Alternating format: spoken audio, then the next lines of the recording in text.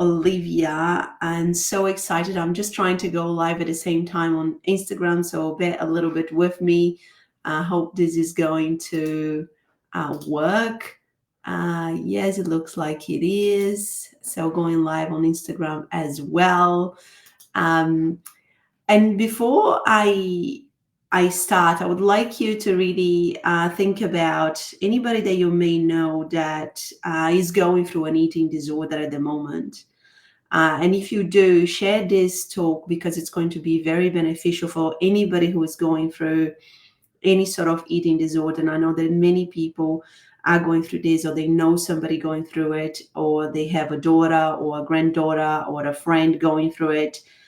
Because I really believe in, before we jumped on, Olivia and I were talking about how important it is to learn from people who have been in your own shoes, like if you're going through something, right? And Olivia is an incredible example of what it is possible, coming from her own personal experience of having an eating disorder. But she's also a Caroline Costin Institute certified eating disorder recovery coach and founder of 𝗕𝗢𝗢𝗞. Through her own lived experience with an eating disorder, she was inspired to make treatment and recovery services more accessible in Australia.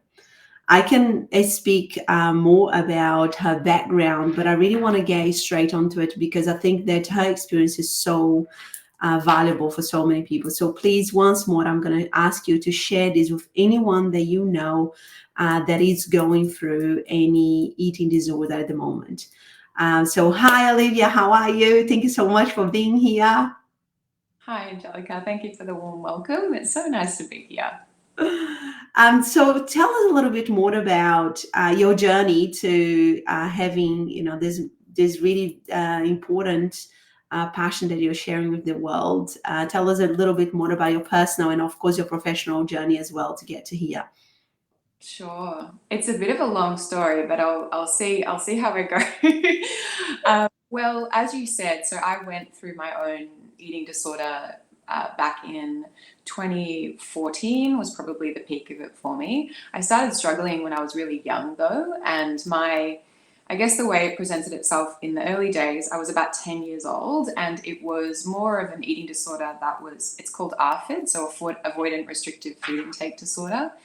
And it stemmed from me experiencing my brother choking on a piece of meat and having a severe allergy to nuts. So I developed this real phobia, and it's quite interesting actually, this real phobia to lots of different foods. And it was something that my parents thought at the time was just anxiety and just like unusual, because back then this wasn't known about as much.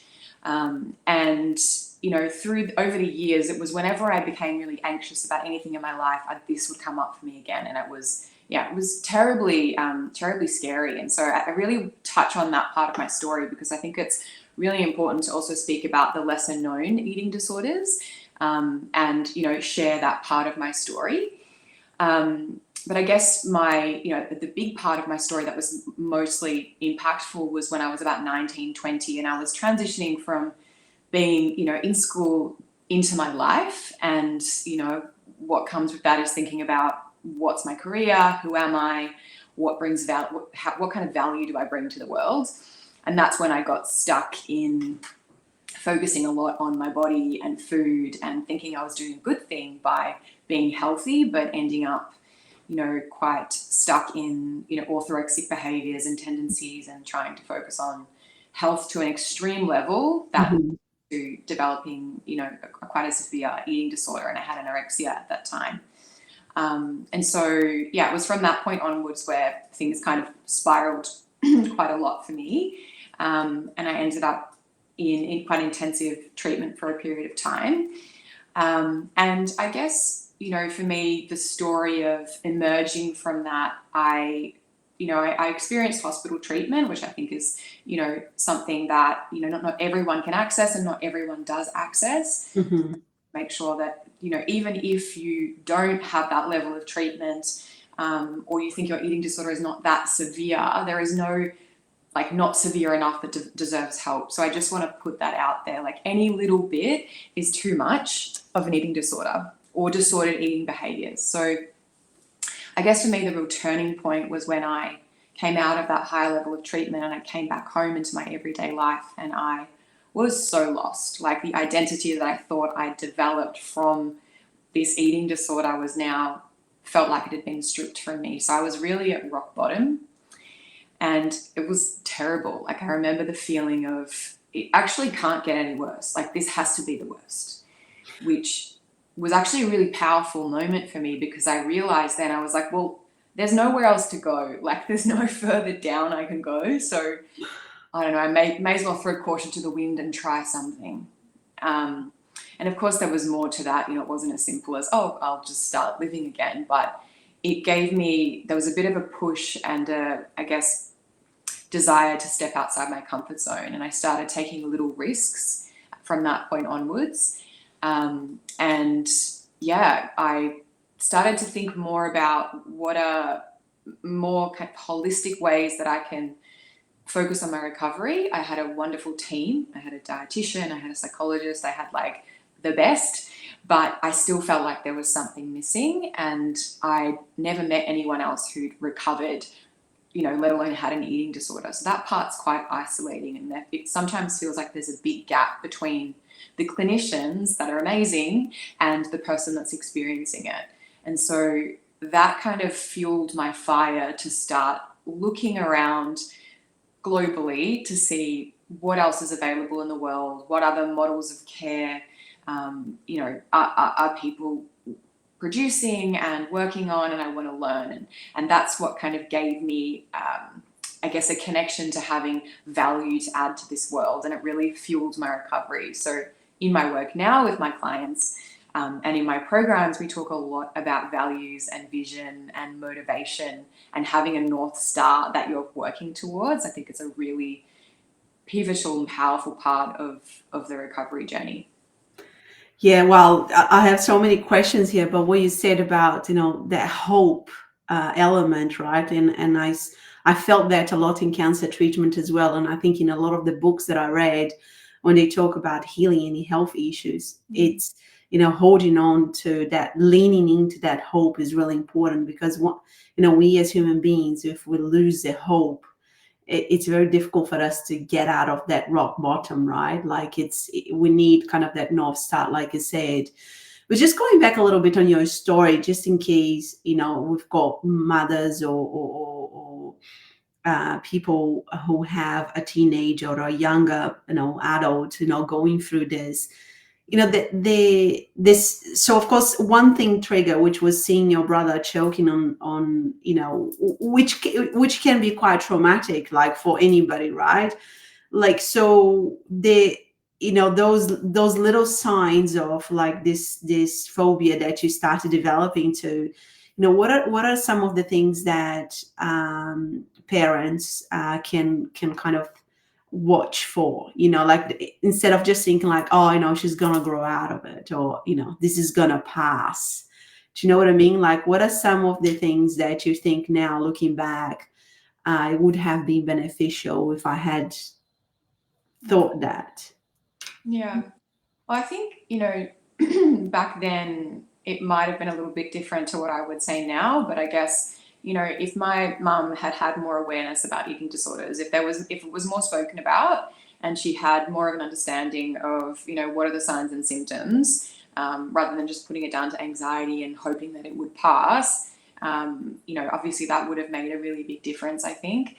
But, you know, what I would say now is that, you know, if you're noticing anything as a parent that seems out of the ordinary, it could even be mood changes, it could be going to the bathroom after a meal quite regularly, it could be obviously changes in body weight, in mood, skin, you know, hair, those kinds of things, coming back with lunch boxes from school that are still filled.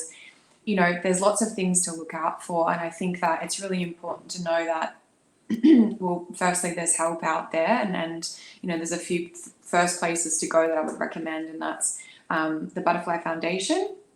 So that's you know, a great organization that you can you know, that you can call a helpline. They've also got a lot of fact sheets and worksheets to look at in more depth to kind of help you through this process of identifying and then taking action on helping a loved one. But especially in the conversations that you have with them, rather than coming with kind of direct criticisms or anything like that, it's more about really seeking out, how they're feeling and how life is going for them, and if there's anything challenging, and gently pointing out things that you might be noticing. Generally, I would always recommend not focusing on their body or saying anything about their body or weight. It can be a really sensitive topic and it needs to be addressed really sensitively. But that would be the place that I would start, just letting them know that you're there for them and that you're here to listen. And then, if things keep, obviously, I'd get help as well, but as you're noticing if things are progressing, I would absolutely reach out for, professional help, speak to a doctor as a starting place, but don't let it slide. Like, don't leave it and see what happens. And don't, like you said, it's not maybe they'll grow out of it. It's not quite like that with eating disorders. And we know that the earlier we get onto it, the better the prognosis. And so don't leave it at all, like get onto it straight away. And I guess, with us as my business, 𝗕𝗢𝗢𝗢𝗓, as recovery coaches, sometimes people come to us for the first time. They've never spoken to anyone before. They're noticing that they have some behaviors. And we might be their first port of call, and then we'll help them to kind of link in with other supports as well, because we don't work in isolation as recovery coaches. We're always working alongside other team members. But it's really, really important that you have the support that you need in this journey. Beautiful, yeah.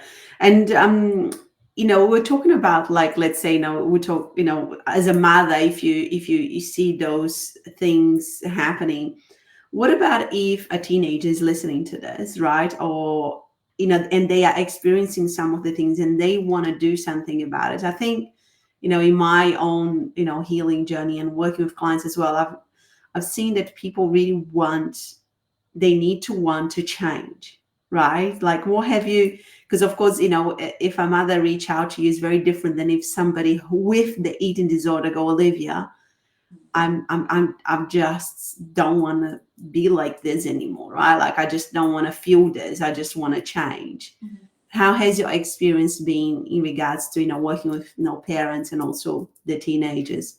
Yeah.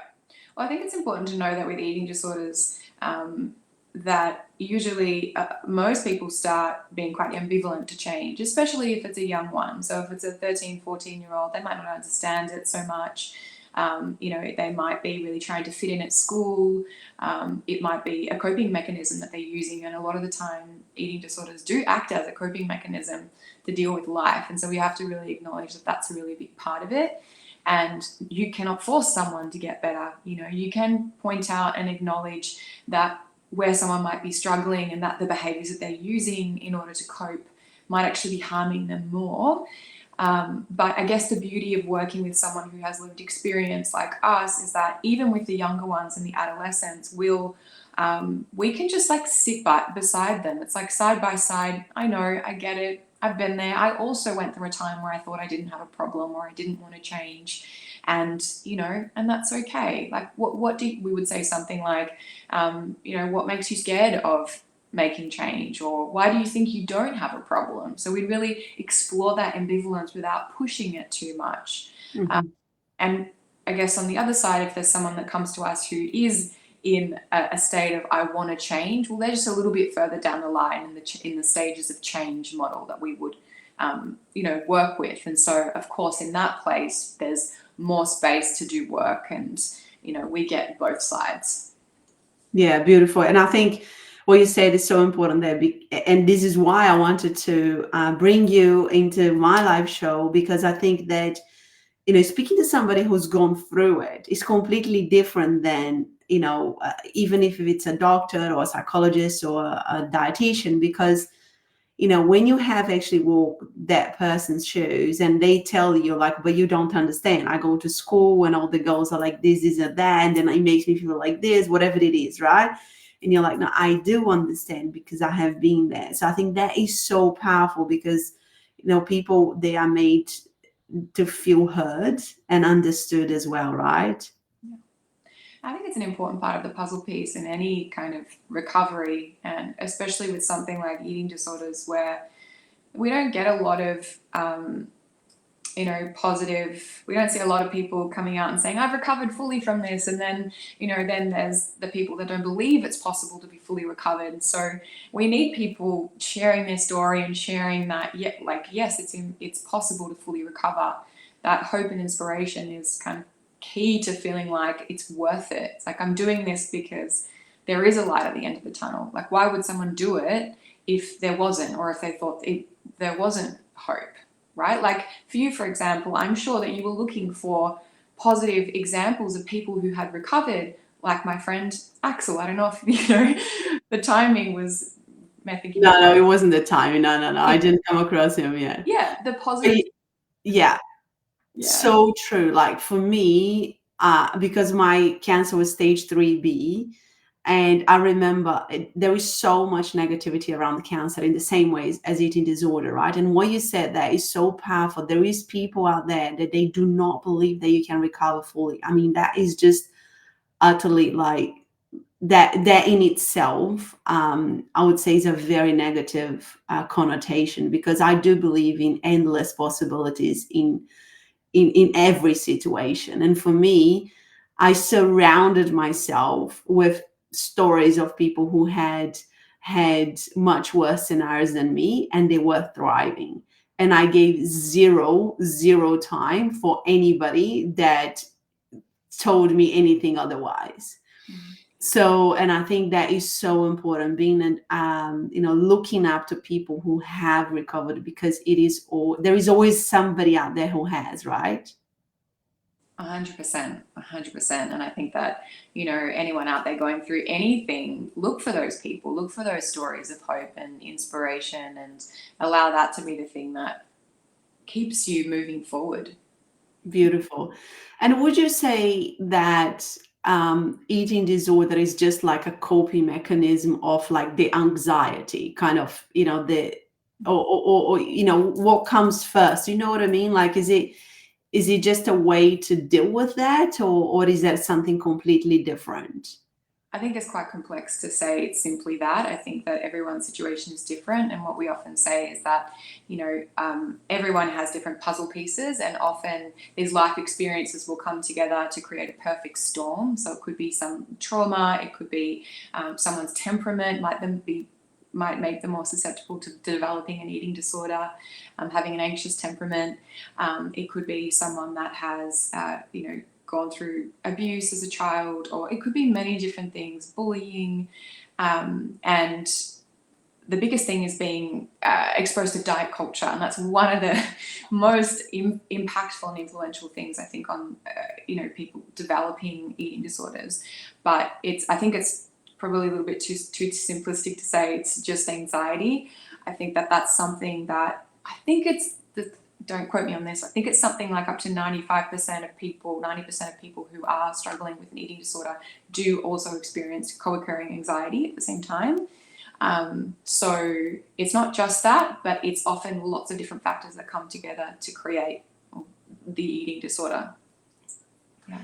Now that you touch on the diet culture, I have seen, like when you open one of your socials and somebody comes up, somebody who was clearly young and had an eating disorder, right? And portraying that, her life was great, and she was doing great. And I was quite shocked by the image of that particular person. I don't even remember who it was.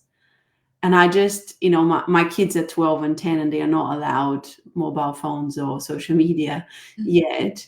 And I said to my husband, I was like, I'm so shocked that this is even allowed.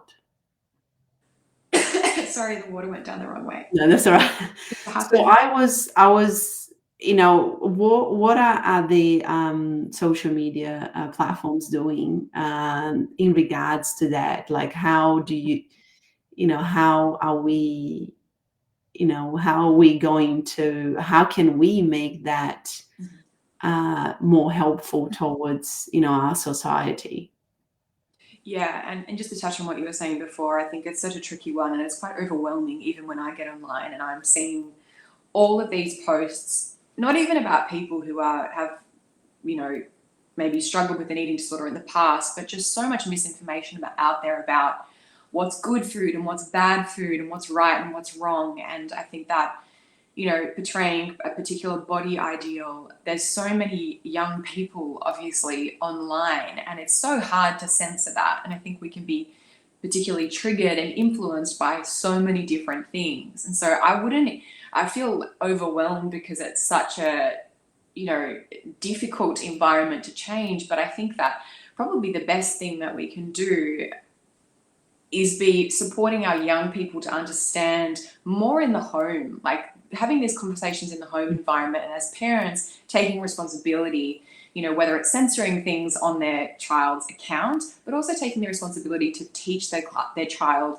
and help them to understand, you know, that their worth doesn't lie in their body, that there is no good or bad foods. Everything is neutral, and helping them to tune into their body and what feels good, what feels nourishing. So I think that, you know, if we're talking about prevention and we're coming back, you know, even before that, that's a really important space for us you know, I'm not a parent, but the parents to be taking responsibility for and doing that groundwork, because, you know, we live in a diet culture infested. I don't know if that's a very nice word, but it's everywhere. It's insidious, right? And so there's lots of work to do. And I think, of course, social media platforms can do more in terms of censoring particular types of content and putting bans on things. But, you know, it's a really tricky landscape to navigate. And there's only so much that we can control, I guess. Mm-hmm. Yeah. And now tell us a little bit more about the work that you're doing, you know, in your company. As you know, you mentioned you don't work as silos. You know, what would be, you know, the ideal, not client, but like person that you could help, you know, to take through this journey of recovery? Yeah. So I'll tell you a little bit more about 𝗕𝗢𝗢𝗓𝗓. So I started 𝗕𝗕𝗓𝗓𝗓, you know, back in 2018, after spending 6 months working in a treatment center in New York City. So once I recovered, I thought, I used to be so shy and have really no confidence. And all of a sudden I was like, I'm going to America.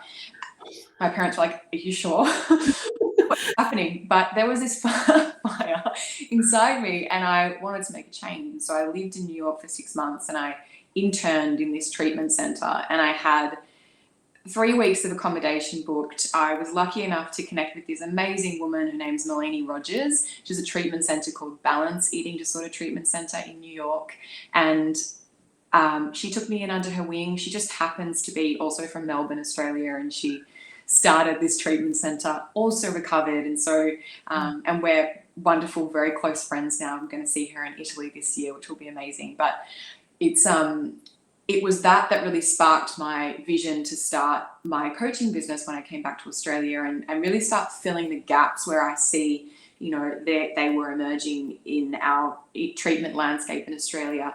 Originally, I wanted to build a treatment center, and I wanted it to be a beautiful, holistic treatment center, but I actually realized that the best way that I could start influencing change was actually at a grassroots level, and helping people one-on-one and in group settings and in hospital programs to feel inspired and also meet the practical needs of their recovery. So just to give you a bit of an overview of what we do, we work with people we have 2 different types of people that we work with. We work with people who are more so in the depths of their eating disorder. They might have a treatment team around them, like a dietitian and a psychologist, maybe a GP, and we work with them on looking at what their treatment goals are. So whether they have, you know, a meal plan from their dietitian that they're struggling with to implement, we will go out into the community and we'll have a meal with them, and we'll do really practical things like that. We'll go grocery shopping, we'll do cooking. We work with a lot of people online as well. Like, that's one part of what we do and how we help people, but we work with a lot of people online with the day-to-day challenges of recovery. We work within a model and a philosophy by a woman called Carolyn Costin, and she has a book called The 8 Keys to Recovery from an Eating Disorder. And so that's really, I guess, underpins a big part of the work that we do with our clients. And so we collaborate really closely with clinical treatment team members and, different hospitals around Australia. That's a really important part of what we do because they work with the why of the eating disorder and we work with the how. Like, how are we going to do it? Like, the why, why you got sick, maybe not, but what's the how? How are we going to move forward? And what does that look like in your life? And so really important part of what we do and where we kind of fit into the bigger picture. And obviously the lived experience component is big for us. And we have a new program that we're launching, a new offer, which is called Evolve. It is very new. We are launching next month, and this is for a slightly different group of people who are perhaps struggling with more disordered behaviours, but maybe they don't have a full-blown eating disorder, or maybe they're at the tail end of their recovery. But this is more for people who are perhaps stuck in the diet cycle, perhaps the binge restrict cycle. They have low self-worth, negative body image. They struggle to not use food to cope with and process their thoughts and their feelings. And this program essentially is a 3-month intensive program with expert masterclasses. We're very lucky to have some amazing guests joining us. We also have individual sessions, we have group programs, we have an amazing array of course content. So that's something that I'm very excited about, and we'll be speaking more about that as things roll on in the next month. Amazing. I am excited about that too. And I think what you said is so important because the how seems obvious, but it's not, right? People think, like I said, why can't they implement this diet plan, right? But the reality is, for somebody who's gone through an eating disorder, it's actually something quite challenging to implement something. Yeah. And I think what is missing, it's always the how to do it, because each person is an individual. Mm. And this new program that you're talking about, I can imagine is going to benefit so many people at the tail end of their treatment, because I can imagine after you go through this treatment, the doctors or dietitian or psychologists, they tell you, okay, here we go back to your normal life, and you're like, how? I've just gone through this treatment, this intensive support, and now I have to go back to normal life, but my life is different now because I have changed, right? Because I have gone through this treatment, right? Mm-hmm. Yeah, exactly. And I think that everyone's treatment is really different, what it looks like, how long they engage in their treatment for, how their eating disorder has shown up in their life. And I guess the approach that we try to have is helping people to not only just recover, but to thrive in their life as well. And to actually, a big part of what I'm passionate about too is helping people to transform their lived experience. And I have a team of coaches, I didn't even mention that, but I have other coaches that work on my team that do this work as well and have all recovered. So that's really core to what we do. We're based in Melbourne and in Western Australia.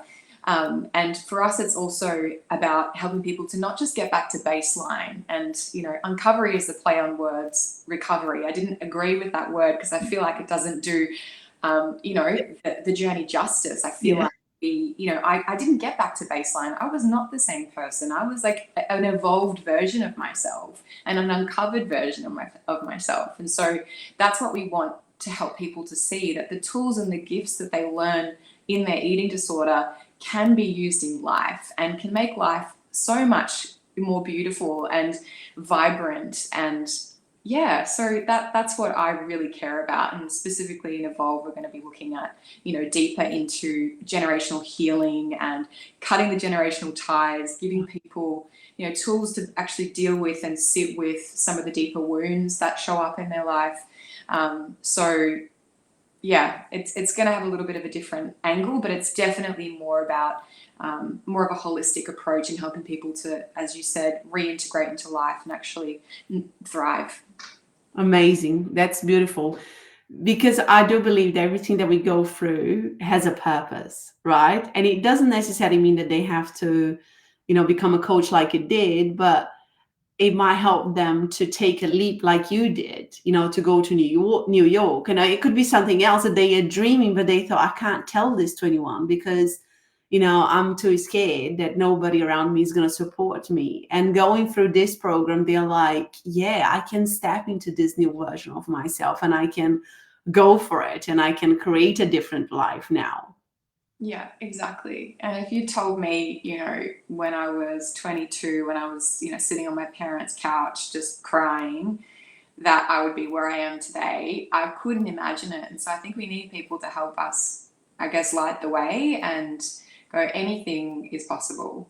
And for someone that had really little self-worth and self-confidence, it's something that's changed a lot over the years. And I'm so grateful now for what I went through. Not that I'd wish it on anybody, but the gifts that I learned in that time, how to be with uncomfortable thoughts and feelings, how to navigate diet culture, how to really nourish myself in a way that was, not based on diet culture, but it was tuning into my body. Like, all of these things, I think all of us could do with, not just people in recovery, but yeah.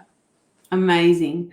Well, Olivia, thank you so much for your time. Now, how can people reach out to you? And is this new program going to be on your website as well, or when you're launching?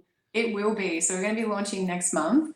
It's not on the website yet, but you can send me a DM. So my Instagram handle is at @𝗪𝗢𝗢.ed.coaching, or you can reach out to us via our website, which is www.𝗪𝗢𝗢𝗢.com.au, which hopefully will link somewhere, and just send us an inquiry. We also have free discovery calls on our website for a limited time. So we've got 30-minute sessions. If you want to learn about how we can help you, you can book in a time with me and we'll talk through your options. Amazing, amazing. Thank you so much for your time. This has been really, really valuable. I love the work you're doing. Like I said, keep lighting the path and showing the way, because there is so many people that need this work, and you were just amazing, incredible. I haven't even touched on all of the accomplishments and achievements because I thought if I just start telling everything that she's done before, we're going to spend half an hour just speaking about all of it. But I just wanted to get straight into it because I think that the value that you bring is just enormous to this world. Thank you so much. It's been a pleasure to talk to you and to share my story, and I think being vulnerable and opening up as much as possible is so important for all of us. So thanks for the opportunity. Take care. Well.